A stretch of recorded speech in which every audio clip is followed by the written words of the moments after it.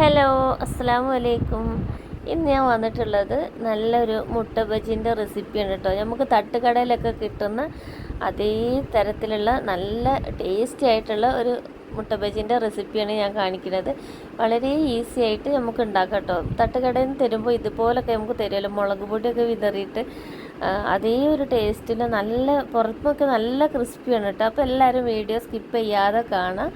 അപ്പോൾ ഇതാ ഞാനൊരു ബൗൾ എടുത്ത് വെച്ചിട്ടുണ്ട്. അതിലേക്ക് 1.5 കപ്പ് കടലമാവ് ഞാൻ ഇട്ട് കൊടുക്കുന്നുണ്ട് കേട്ടോ. 250 ml കപ്പിന് 1.5 കപ്പാണ് ഇട്ട് കൊടുക്കുന്നത്. പിന്നെ അതൊരു 1/2 കപ്പ് അരിപ്പൊടി ഇട്ട് കൊടുക്കുന്നുണ്ട്. ഇത് വറുത്തിട്ടുള്ള അരിപ്പൊടിയാണ്, വറുക്കാത്ത അരിപ്പൊടി ആയാലും കുഴപ്പമൊന്നുമില്ല. ഇതിന് നല്ലൊരു ക്രിസ്പിനെസ് കിട്ടാൻ വേണ്ടിയിട്ടാണ് അരിപ്പൊടി ഇട്ട് കൊടുക്കുന്നത്. പിന്നെ അത് ഒരു 1/2 ടീസ്പൂണോളം ചെറിയ ജീരകം, നല്ല ജീരകം എന്നൊക്കെ പറയില്ലേ, അതിട്ട് കൊടുത്തിട്ടുണ്ട്. പിന്നെ അത് ഒരു 3/4 ടേബിൾ സ്പൂണോളം നല്ല എരിവുള്ള മുളക് പൊടി ഇട്ട് കൊടുത്തിട്ടുണ്ട്. ഒരു 1/2 ടീസ്പൂണ് കായം ഇട്ട് കൊടുത്തിട്ടുണ്ട്. ആവശ്യത്തിന് ഉപ്പ്, പിന്നെ അതൊരു 1/4 ടീസ്പൂൺ മാത്രം ബേക്കിംഗ് സോഡ ഇട്ട് കൊടുത്തിട്ടുണ്ട്. ഇത് നല്ലൊരു ക്രിസ്പിയായി കിട്ടാനും ഒക്കെ വേണ്ടിയിട്ടാണ് ഇട്ട് കൊടുക്കുന്നത്. ഒരിത്തിരി ഒന്ന് പൊങ്ങി വരാനും കൂടി വേണ്ടിയിട്ട്. എന്നിട്ട് ഇതെല്ലാം കൂടി ഒരു സ്പൂണോ കയ്യോ ഒക്കെ ഉപയോഗിച്ചിട്ട് നല്ലോണം മിക്സ് ആക്കിയിട്ട് പൊടികളെല്ലാം കൂടി നല്ലോണം ഒന്ന് യോജിപ്പിച്ചെടുക്കണം. നമ്മളിത് നല്ലോണം മിക്സ് ചെയ്ത് കൊടുക്കണം എന്ന് പറയുന്നത്, കടലമാവിൽ നല്ലോണം കട്ടകളുണ്ടാവും, അതൊന്ന് ഉടഞ്ഞ് കിട്ടാനും കൂടി വേണ്ടിയിട്ടാണ് കേട്ടോ. അല്ലാന്നുണ്ടെങ്കിൽ കടലമാവ് എടുക്കുമ്പോൾ നല്ലോണം ഒന്ന് അരിപ്പ കൊണ്ടൊന്ന് അരിച്ചെടുത്താൽ മതി, എന്നാലും കട്ടകളൊക്കെ ഒന്ന് ഉടഞ്ഞ് കിട്ടും കേട്ടോ. പിന്നെ പൊടികളെല്ലാം കൂടി നല്ലോണം ഒന്ന് മിക്സായി വരാനും കൂടിയാണ് നല്ലോണം ഇളക്കി കൊടുക്കണം എന്ന് പറയുന്നത്. പിന്നെ അത് ആവശ്യത്തിന് വെള്ളം ഒഴിച്ചിക്കാണ്ട് നമ്മളിത് മിക്സ് ചെയ്തിട്ട് എടുക്കുക. പച്ചവെള്ളം തന്നെയാണ് ഒഴിച്ചെടുത്തിട്ടുള്ളത്. കുറേശ്ശെ ഒഴിച്ചു കൊടുത്തിട്ട് വേണം കേട്ടോ അത് മിക്സ് ആക്കിയിട്ട് എടുക്കാൻ. അല്ല, ഈ കടലമാവിൽ വെള്ളം ഒഴിച്ചിട്ടുണ്ടെന്നുണ്ടെങ്കിൽ പെട്ടെന്ന് ലൂസ് ആയി പോകുന്ന ഒരു സംഭവമാണ് കേട്ടോ. പെട്ടെന്ന് ലൂസായി പോകും. അപ്പോൾ നമ്മൾ ഒരുപാട് വെള്ളം ഒഴിച്ചിട്ട് ആദ്യം തന്നെ ഇളക്കി കൊടുക്കരുത്. അപ്പോൾ കുറേശ്ശെ വെള്ളം ഒഴിച്ചിട്ട് ഒരു തിക്ക് ബാറ്ററായിട്ട് തന്നെയാണ് കേട്ടോ നമ്മളിത് ഉണ്ടാക്കിയെടുക്കേണ്ടത്. നമ്മൾ പഴംപൊരിക്കൊക്കെ ഉണ്ടാക്കൂല, അപ്പോൾ അതിനെക്കാട്ടി കുറച്ചും കൂടി ഒരു കട്ടിയിൽ വേണം ആക്കിയെടുക്കാൻ. നമ്മൾ കോഴിമുട്ടമെന്ന് ഇങ്ങനെ കോഴിമുട്ടൻ്റെ ഒരു മിനുസുള്ള സാധനമല്ല, അതിന്മേൽ ഇങ്ങനെ ഒഴുകി പോകരുത്. അതിന്മേലിങ്ങനെ പിടിച്ച് നല്ല കോട്ടിങ് ആയിട്ട് നിൽക്കണ പരുവത്തിൽ വേണം നമ്മളിത് കലക്കിയെടുക്കാൻ വേണ്ടിയിട്ട് കേട്ടോ. അപ്പോൾ നമ്മൾ 1 ടേബിൾ സ്പൂൺ 2 ടേബിൾ അങ്ങനെ വെള്ളം ഒഴിച്ചിട്ട് കുറേശ്ശെ ഒഴിച്ചിട്ട് നല്ല പോലെ കലക്കിയെടുക്കട്ടോ. പിന്നെ നമ്മളെ ഈ വീഡിയോ കാണുന്ന നേരത്ത് കൂട്ടുകാർക്കൊക്കെ ഇഷ്ടമാവുകയാണെന്നുണ്ടെങ്കിൽ ചാനലൊന്ന് സബ്സ്ക്രൈബ് ചെയ്തിട്ട് ഒന്ന് സപ്പോർട്ട് ചെയ്യേണ്ടിട്ടോ. പിന്നെ നിങ്ങളൊരു ലൈക്ക് തരാൻ എന്തായാലും മറക്കരുത്. ലൈക്ക് തരാൻ മറന്നിട്ടുണ്ടെന്നുണ്ടെങ്കിൽ ഞാൻ ഈ പറയുന്ന നേരത്തെങ്കിലും ഒരു ലൈക്ക് തന്നിട്ട് സപ്പോർട്ട് ചെയ്യുക. പിന്നെ നിങ്ങളെ ഫ്രണ്ട്സിനും ഫാമിലിക്കൊക്കെ ഒന്ന് ഷെയർ ചെയ്ത് കൊടുക്കണം കേട്ടോ. നമുക്കിപ്പോൾ ഒരുപാട് ഗ്രൂപ്പുകളൊക്കെ ഉണ്ടാവുമല്ലോ നമ്മളെ മൊബൈലിൽ, അപ്പോൾ എല്ലാവർക്കും ഒന്ന് കൂട്ടുകാരൊക്കെ ഒന്ന് ഷെയർ ചെയ്ത് കൊടുത്തിട്ട് സപ്പോർട്ട് ചെയ്യുക. പിന്നെ നിങ്ങളെ വിലയേറിയ അഭിപ്രായങ്ങൾ കമൻ്റായിട്ട് അറിയിക്കാനും മറക്കരുത് കേട്ടോ.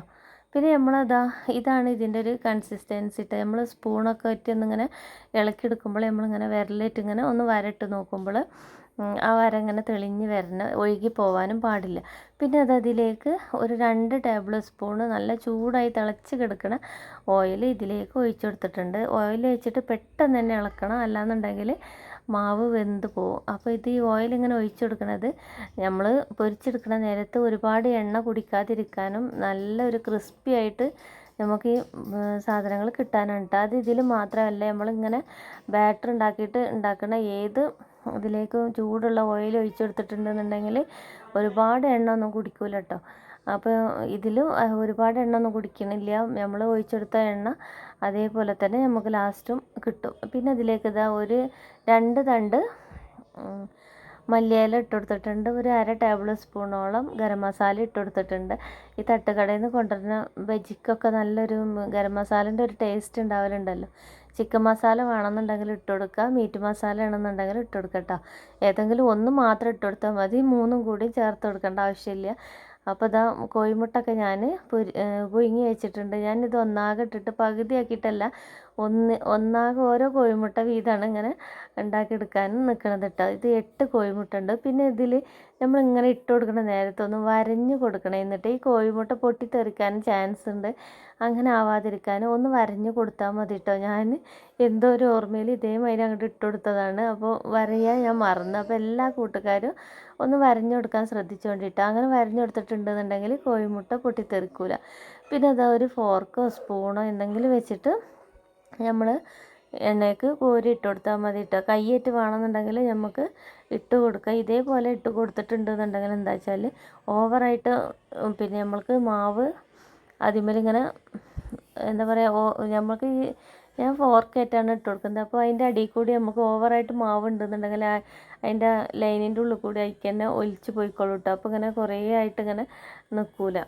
അപ്പോൾ ഇതാ ഞാൻ 3 വീതമാണ് ഇട്ടിട്ട് പൊരിച്ചെടുക്കണത് കേട്ടോ. നല്ലൊരു ഗോൾഡൻ കളറായി വരുമ്പോൾ നമുക്ക് എണ്ണയിൽ നിന്ന് പൊരിച്ച് കോരിയിട്ട് എടുക്കുക. അപ്പോൾ ഞാൻ പിന്നെ ബാക്കി കുറച്ചുകൂടി മാവ് എനിക്ക് ബാക്കി വന്നിരുന്നു കേട്ടോ. അപ്പോൾ ഞാൻ എന്തായിട്ട് ഉരുളക്കിഴങ്ങ് ബജി ഉണ്ടാക്കാമെന്ന് വെച്ചിട്ട് ഞാൻ ബാക്കി മാവ് കൊണ്ട് ഉരുളക്കിഴങ്ങ് ബജി ഉണ്ടാക്കിയെടുത്തിട്ട് നമുക്ക് ഈ മാവ് ബാക്കി വന്നാൽ ഉരുളക്കിഴങ്ങും വഴുതനങ്ങയും വെണ്ടയ്ക്കയും ഒക്കെ നമുക്ക് ഇതേമാതിരി ബജി ആക്കിയിട്ട് മാറ്റാം കേട്ടോ. പിന്നെ അതും മാത്രമല്ല നമ്മൾ പനിക്കൂർക്കയിലില്ലേ, അതും ഇതേമാതിരി മാവിൽ മുക്കിയിട്ട് ബജിയാക്കിയിട്ട് കഴിക്കണവരുണ്ട് കേട്ടോ. നല്ല ടേസ്റ്റാണെന്ന് തന്നെ പറഞ്ഞത്, അങ്ങനെ ബജിയാക്കിയിട്ട് കഴിക്കണത്. ഞാൻ ഇതുവരെ ട്രൈ ചെയ്ത് നോക്കിയിട്ടില്ല. ഞാൻ ഈ വീഡിയോ എടുത്ത് കഴിഞ്ഞതിൻ്റെ ശേഷമാണ് കേട്ടോ എനിക്കത് ഓർമ്മ വന്നത്.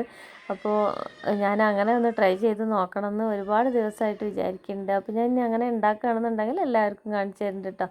അപ്പോൾ ഇതാ ഉരുളക്കിഴങ്ങ് ഈ ഒരു കട്ടിയിലാണ് കേട്ടോ ഞാൻ സ്ലൈസ് ആക്കിയിട്ട് എടുത്തിട്ടുള്ളത്.